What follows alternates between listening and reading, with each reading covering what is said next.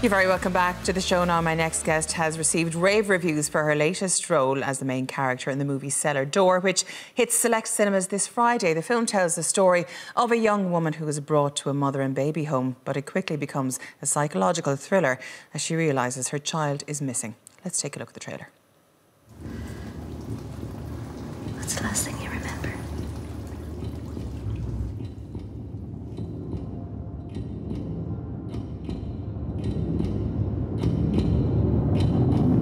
Beautiful dreamer, wake unto me.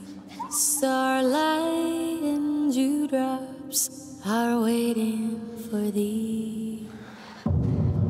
Sounds of the rude world heard in the day. What is this place? It's for girls who need help. Lulled by the Where's my baby? There are no babies here. have all passed away. You do have a son. Go. Find your boy. Beautiful. Karen Hassan, you're very welcome to the show today. Thank you so much. How did this role come about for you? Do you know, I auditioned for it a year before I actually got it. So it just came through. Wow. Yeah, I know it came through the normal channels, through my agent. It was a tape, and I had an actor friend come round and help me do the self-tape upstairs in one of my mum's attic rooms, and sent it off. And then I didn't hear anything for a year, and then suddenly it just found its way back to me, and I was so grateful, obviously. Such an emotive role as well, and resonates so strongly still in Ireland. I mean, after the Tune Baby scandal, and we still have people looking for their parents, and parents looking for their children that were taken from them by the religious institutions. How did you prepare yourself for this role? I did do a lot of research, and I read a lot about it as well. And then I just tried to stay true to what I thought Eddie was going through at the time, and looking for this son and her drive, and I think that's what gives her such feistiness as well. But no, you're right, it is very much part of Ireland's history, and I think it's important to talk about these things as well, you know, and still generations on, people are still trying to reconnect with families. Yeah. How challenging did you find this role to play? Because it's slightly different from your, not that you have usual roles, but you've been in many diverse things, from soaps to historical features. This was a kind of a new departure for you.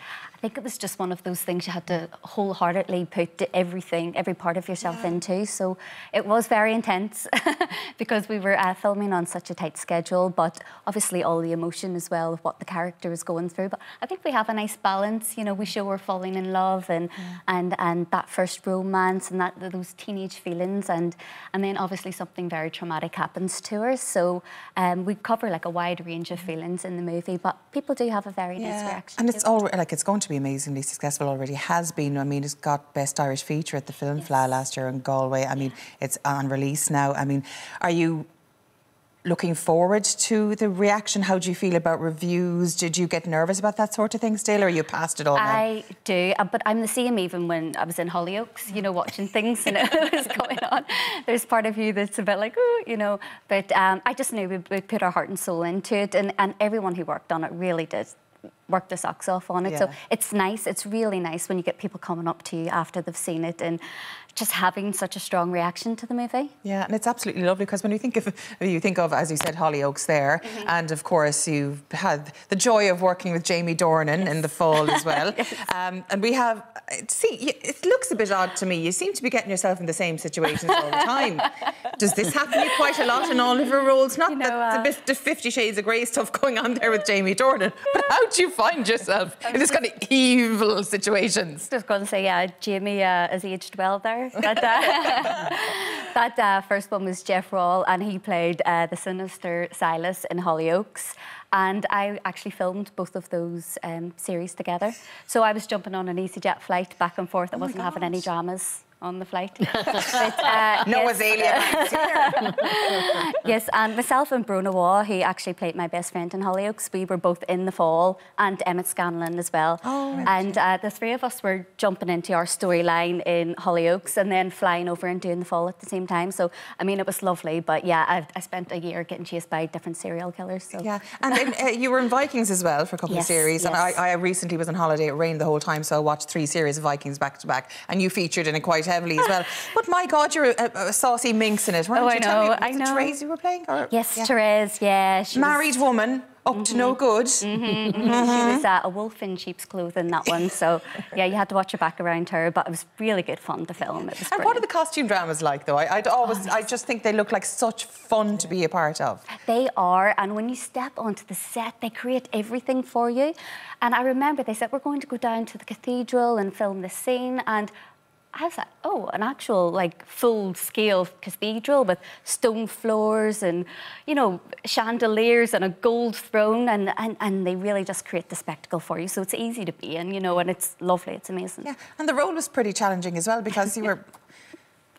Well, put it mildly, into the old S&M a bit, weren't you? Yeah. Do you ever think, oh my God, my mother's going to see me this, I'm mortified? I mean, do you have to kind of act yourself over that? Yeah, you do, you really do. And you try to switch off from it, obviously, but it's what the character requires. So, you know, you're professional about it and you're going to do your job. But I have to say, my dad came to see Cellar Door the other night. Oh. And there's a little romance scene in that. And I just felt myself, like, sinking further and further into my seat. He was right beside me.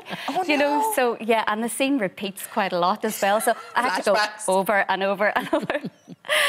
So, yeah. Oh, but how did you get involved in acting? I know Emma was talking earlier on that her mother was like, oh, you have to get a proper 9-to-5 job. I mean, was it something in your blood all the time, or were you kind of tried to be pushed down the more traditional route as well? It was never really an option for me to be an actress, and I fell into it because I loved it, and my mum always told me to pursue something you love because you won't mind putting in the hard work. And then I think as soon as I started doing a bit of theatre, and I just got hooked. And thankfully, the theatres in Belfast are very good to young artists up there, and they really just let you come back and cut your teeth and make mistakes and get back on the stage. And then, of course, TV and film arrived, and I thought, yeah, this is it for me. That's me. But I still do always think, what should I do as my job?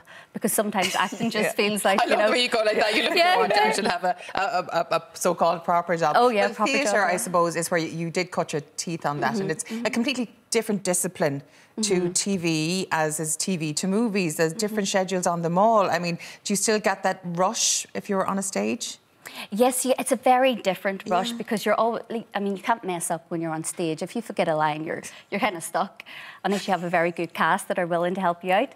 But, and obviously on TV and film, you can go as many times as you need to get it right. But I just think, like, the camera captures so much more than what you can get on stage, and I love just really getting behind the eyes of the character. I suppose for film and TV particularly, the gestures and the acting is minute, it's small. Whereas in theatre, everything has to be larger and grander. Is it difficult to kind of, if you come off a production and then you're into a film or vice versa, is it hard to make that transition over? It's probably more difficult to do the other, because when you're so used to playing everything inwardly and allowing the camera to pick up on every nuance, when you then step in onto a stage, doing things bigger sometimes feels a bit more than what you think it should be, but you really just have to push yourself. Yeah. And did you go to drama school, or did you go down that route, or did you kind of learn on the job? Oh, I learned on the job. I made a lot of mistakes, but, you know, grateful for those because it pushed me in the right direction. Did you ever have anyone, like a freeze moment, or, oh my God, I've made a right you-know-what of that? Touch wood, not so far. I'm sure it'll happen at some point. So what's next for you then? I've just finished filming Soft Border Patrol, which is a comedy TV series filmed in Northern Ireland.